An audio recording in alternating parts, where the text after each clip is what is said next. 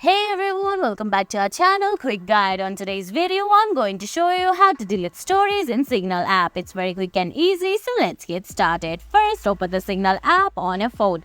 If you don't have the app yet, you can get it from Google Play Store or the Apple App Store. Once you do that, launch the app and sign in using your Signal account. Now on the screen, you can see options like camera, new message, search, and your user icon. Then there are options, chats, calls and stories on the bottom of your screen. Go to bottom right and tap on stories. There, right below your search bar, you're gonna find your stories. Just tap on it. There, you can see right beside the story, there's a three-dot menu and download button. Just tap on that three-dot menu. Then you're gonna find delete option from the prompted menu.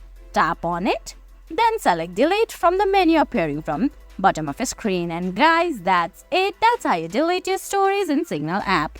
I hope you found this video helpful. If you did, please give it a thumbs up, leave a comment, subscribe to our channel, and hit that bell icon. See you in the next video. Thanks for watching.